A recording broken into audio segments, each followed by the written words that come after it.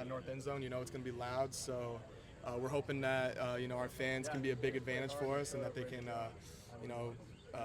bring us a competitive edge for sure. So. How big was it to see the offense go and pay off that interception with a touchdown to kind of clinch that game?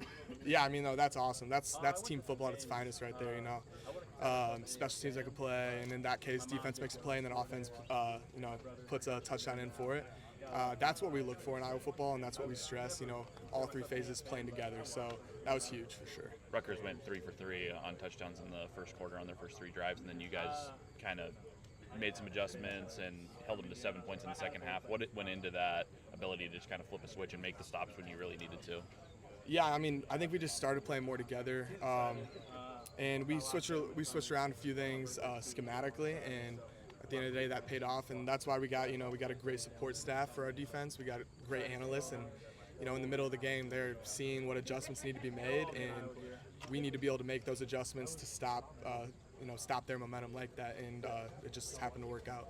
Coach Parker really harps on explosives, and I think they had 5 or 6 explosive passes. Mm-hmm. What's a week after a game like that where you guys are trying to recover from that, trying to keep your confidence up, but at the same time it's like we need to do better than what we did last week? Yeah, it's just we stressed it in the film room on Saturday, and then we try to move on from the Rutgers game, but that is something that we stress this week, right? Is trying to stop those explosive plays, especially as Indiana's so explosive themselves. And what it comes down to with that is just us playing better. Like, we have the system that doesn't allow those explosive plays, so we just need to execute, and we won't have those. You guys are facing a quarterback for the second week in a row that is really accurate through the air, but doesn't necessarily move as much. How are you taking whatever happened against Rutgers, particularly in that second half, and trying to apply it for what you guys might face against Indiana? Yeah, we're just trying to kind of do similar things, but also mix up other things in our coverages. Hoping to be able to, not allow him to be able to, hit his first read or his second read that he's looking at, because he gets that ball out quick, and that helps his accuracy, so we're trying to take that away. But yeah, he can also move too, so that's, just like the Rutgers guy could move a little bit, so we're going to have to be able to stop the run as well.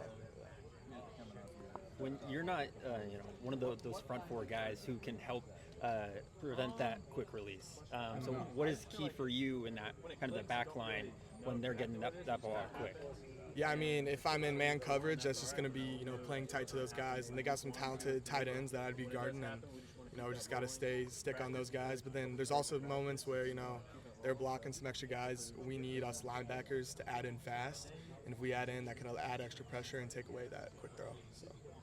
What did you see on the interception? Because the ball kind of got fluttered up in the air. Yeah. And then, take me through what was going through your head. I was just, in man coverage, but I was in a good position, and I heard something, and I just look up and I saw the ball there. I was like, oh, gotta go get that, right? Because we need some turnovers. So I just tried to make a play on the ball, and luckily it came down with it. So. How big was that for the defense to finally get that first takeaway? Yeah, it's huge. I think as a defense, we're playing fast every game. We're doing the things that we need to. The ball just really hasn't came our way. But what we're doing will lead to turnovers. So for that first one to get out of the way, that's awesome. But I think if we just keep doing the same stuff, more turnovers will start to flow in. So yeah. You guys talk like doughboy, always a doughboy, I guess. So I'll take that. Yeah. But we got to make sure we're ready too. Only two sacks for the first 2 weeks. You guys have had 8 in the last 2 now. What has allowed you guys to get to the quarterback a little bit more than maybe those first 2 games? Possibly the scheme, but our D-line they're always going. I think they're probably figuring it out a lot more too. But those guys, we have a lot of faith in those guys up front because they are so talented and they are getting to the quarterback so fast. So, I can't tell you why there's a difference in those 2 stats, but I think they're always going the whole time. And I don't think much has changed. They're just happen to get to the quarterback. Yeah.